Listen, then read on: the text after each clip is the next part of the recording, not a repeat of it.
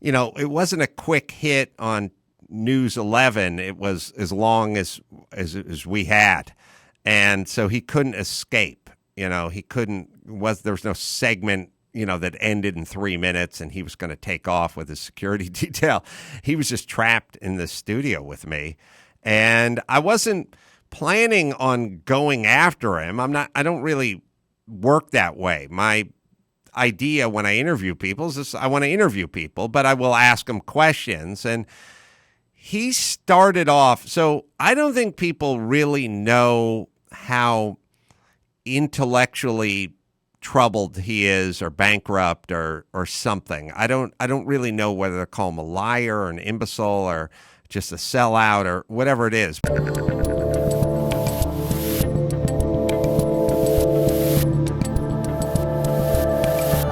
Suddenly, as you were saying that, I'm reminded of a clip. You had Gavin Newsom on your show, what, like a decade ago or something?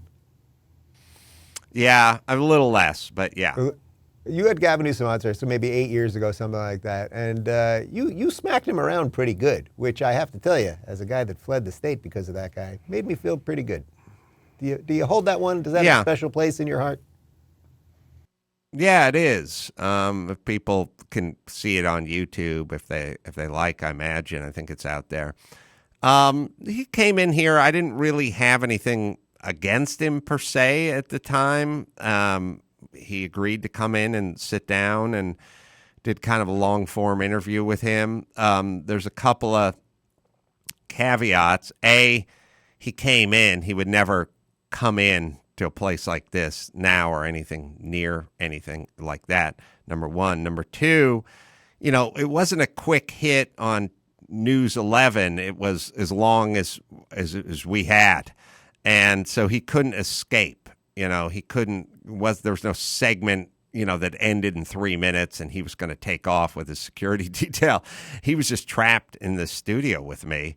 And I wasn't planning on going after him. I don't really work that way. My idea when I interview people is this: I want to interview people, but I will ask them questions. And he started off, so I don't think people really know how intellectually troubled he is, or bankrupt, or something. I don't really know whether to call him a liar or an imbecile or just a sellout or whatever it is. But I prefer soulless, frankly. I just believe he has no human soul.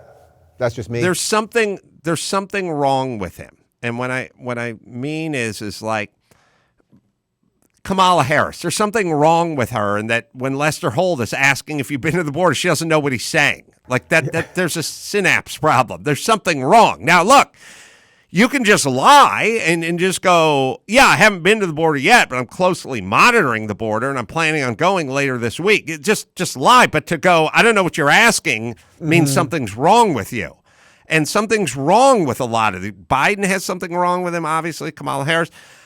Newsom has something wrong with him. And so there's a couple of things. One is I said to him, look, traffic is horrible in this town. Can we work on traffic a little bit? And he said, yeah. First off, it's all kind of news to him. He's like, well, what do you want? What do you want me to do? It's this weird thing, where they don't know. You don't sit in traffic. You're kind of unaware. And I said a few things. I said, in Idaho, there's signs by the side of the highway that says if it steers, it clears.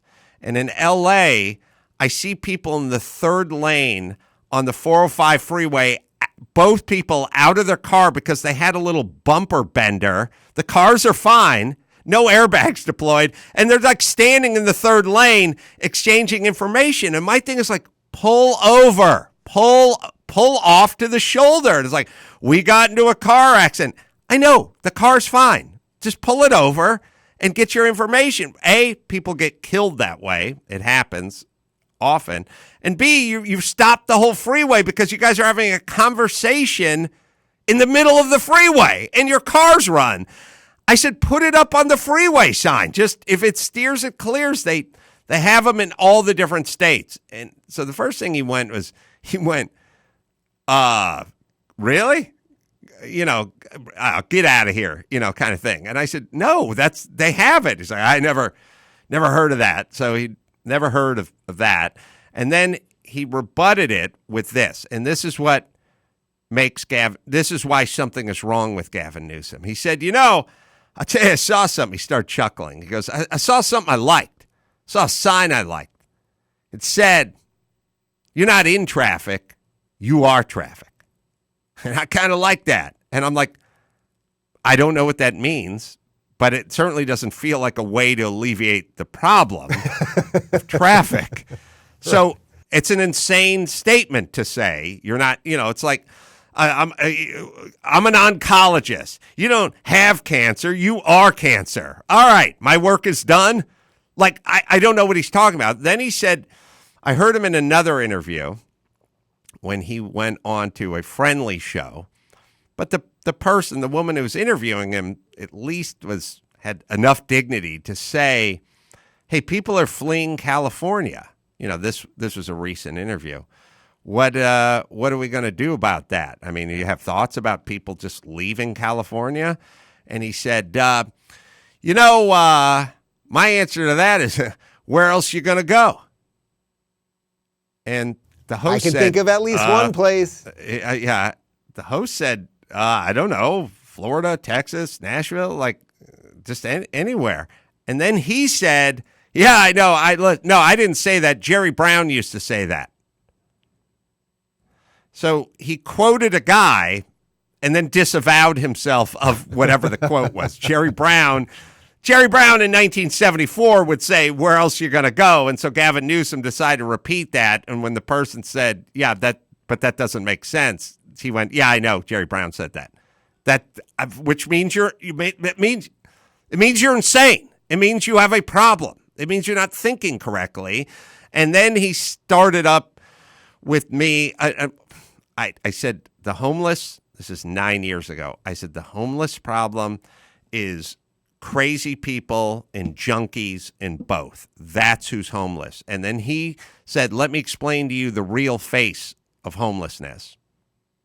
He prefaced it by saying that was his main issue and that's what he cared about the most. And then he explained to me the real face of homelessness, the real picture of homelessness was a mother of three whose husband left and who had a minimum wage job and was forced out into the streets. And I said, that's not who's living on the streets. It's so a very specific example. His number one issue was homelessness. He said he was passionate about it, then went on to explain a scenario that doesn't exist. And now that was 9 years ago, and homelessness is tenfold worse. So that's who Gavin Newsom is. And I don't know. I'm always curious why the people around him go, don't say that. Or like, why are you, that's not the problem of homelessness is not mothers of three who are making minimum wage. What do you make of the people that are bamboozled by him? And by the way, the only reason I'm even asking you about him, besides the fact that for some reason you're still there and I've fled, is that I'm pretty sure that, as you know, because I'm off the grid at the moment, I could come back and he could be vice president, because I think this whole thing is completely out of control. They're keeping Biden alive on God knows what. And, he visited the White House when Joe went off to Israel. Vice president, interesting. You figure out something to get Nancy out of the way, something like that. You get Kamala and Gavin Newsom in the same room, and you're going to have a nothing circle talk of complete and utter insanity. We're literally going to have two people who make no sense and who don't track at all. What I make of it is L.A., California especially, and then people in general, they're very sort of in Hollywood. You go, now why Hollywood? They loved Obama. They love Newsom. Like why? They're aesthetically oriented. And I don't mean it's all about like matinee idol good looks. They just kind of go, if they said, look, I'm going to show you a picture. I'm going to take everyone in Hollywood and I'm going to show you a picture. Show you a picture of Gavin Newsom, and I'm going to show you a picture of Donald Trump. Who do you want as a pilot in your airplane? They'll go, oh, I want that guy with the jawline. for sure. He's a much better pilot. He's got to be. Look at this guy. This guy's eating a cheeseburger. Look at this guy. That guy's my pilot. It's literally like they're casting a movie all the time. Like, George Clooney looks like he knows what he's doing, and they're so aesthetically oriented and sort of paper thin. And there's such this weird living life on kind of the veneer surface of life that they go, that guy, look at that guy. Yeah, look at Obama, that guy. And then you go, well, let's talk about policies. And I go, no. Let's not get mired in that. Look at that guy. I'd like to have a beer with that guy.